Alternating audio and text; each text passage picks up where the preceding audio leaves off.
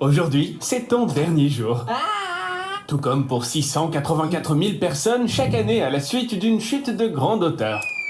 Ou bien à cause d'une erreur médicale. C'est la 3e cause de décès aux États-Unis après les maladies cardiaques et le cancer. Oh, qu'est-ce que c'est que ça? Tu t'es fait renverser par une trottinette électrique? Ça, c'est vraiment ridicule. Tes sens commencent à défaillir. Ta vue, ton odorat, ton goût et enfin l'ouïe. Ça y est, mon pote, tu es mort. Après un arrêt cardiaque, tu as 6 minutes avant la mort cérébrale complète. Ce délai augmente en cas d'anabiose ou d'hypothermie. Une jeune fille a survécu après 6 heures de mort clinique. Elle était allongée dans de la glace avec une température corporelle de 18 degrés. Et ça lui a sauvé la vie. Mais dans ton cas, rien ne va t'aider maintenant. En 1 minute, tu as perdu 10% de ton oxygène. Oh, et ton portefeuille aussi. Ton cœur a cessé de pomper le sang et des caillots sanguins commencent à se former. Cependant, ton cerveau, lui, travaille plus activement qu'il ne l'a jamais fait auparavant. Un homme de 87 ans subissait un électroencéphalogramme lorsqu'il a soudainement eu une crise cardiaque. 15 secondes avant sa mort, l'électroencéphalogramme a détecté des ondes cérébrales particulières dans sa tête. De telles ondes se produisent en rêvant ou pendant la méditation.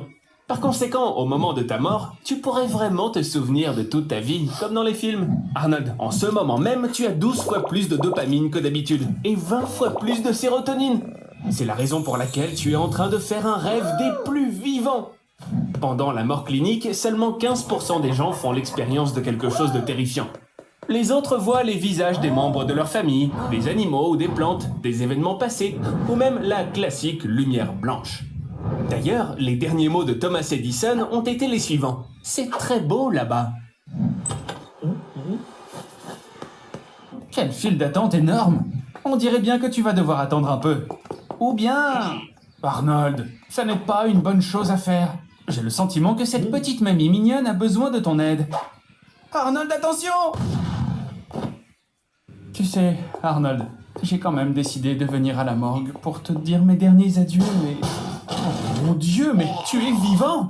Non, tu as été ressuscité! Il semble que l'élixir que tu as bu ait fonctionné. Tu es maintenant immortel. Toutes mes félicitations, Arnold! Tu vas maintenant devenir l'organisme qui vit le plus longtemps sur Terre. Ton corps peut à présent se régénérer. Et le terme sénescence cellulaire n'est plus seulement qu'une blague pour toi. Bon, comment est-ce que tu vas utiliser ton immortalité? J'ai compris, tu vas traverser au feu rouge. Tripoter des filles au hasard. Et tu vas aussi gagner le concours de sosie de Kenny McCormick. C'est vraiment ridicule. Tu as devant toi un nombre infini d'années. Et tu les gâches avec ça. Arnold, après tout, tu pourrais étudier tout ce qui existe dans le monde. Apprendre n'importe quel art martial.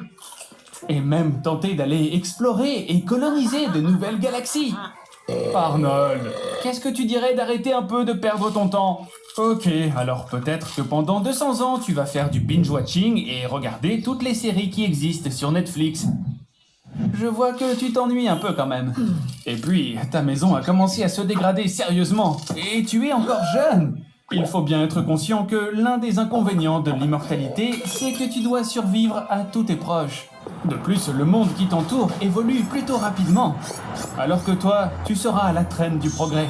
Et tu vas finir par te sentir superflu dans cette société. Tout ce qui te paraissait important pour toi autrefois va disparaître progressivement. Avec le temps, tout va cesser de te plaire et de te surprendre. Et la raison est très simple, parce que tu auras déjà tout vu. Tu vas devenir profondément déprimé. Désolé mon ami, mais ça ne sert à rien. Arrête Arnold, tu sais que tu es immortel. Arnold, allons voir un spectacle. Arnold? Oh, ok. Bon, je te laisse tranquille. Oups, on a un léger problème. Arnold, n'aie pas peur, mais tu es enterré vivant. Un peu comme Rodrigo Cortés.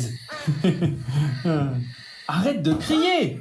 Les cris augmentent la panique, les battements du cœur, et par conséquent la quantité d'air que tu utilises.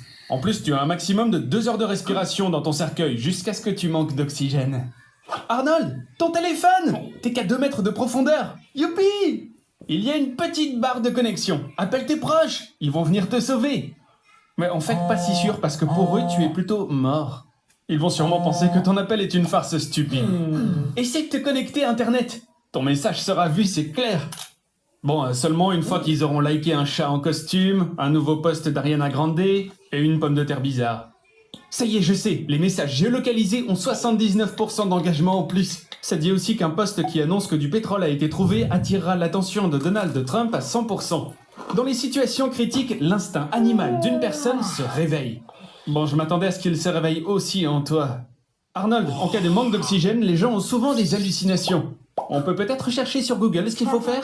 Ne plantez pas un clou dans votre vie comme si c'était le couvercle d'un cercueil. Sortez de votre zone de confort. Ok, peut-être pas alors. Oh, Kill Bill 2! Essaye de faire comme Uma Thurman. Ce que tu dois faire, c'est un trou dans le couvercle. Sois fort en esprit.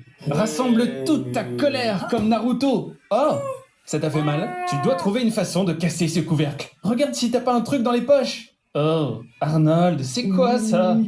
Oh, lâche-nous un peu, t'en auras même pas besoin en dehors du cercueil en plus. Oh, ça fera l'affaire. Passe au travers, frappe. C'est comme si t'essayais de fuir les fascistes.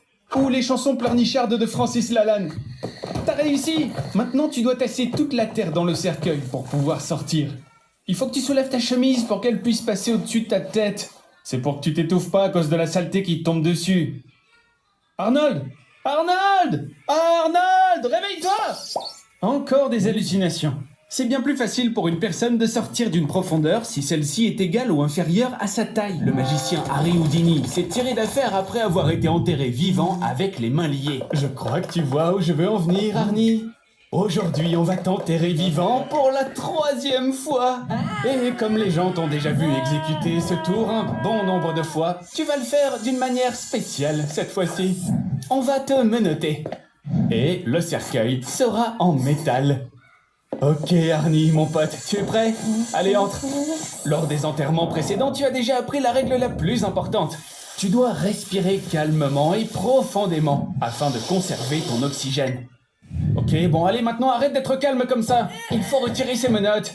C'est une chose plutôt simple. Il suffit de casser un doigt de chaque main pour pouvoir les glisser à l'intérieur des menottes. Oh allez, arrête de te plaindre Arnie. Il te reste encore 2 doigts, ça va non?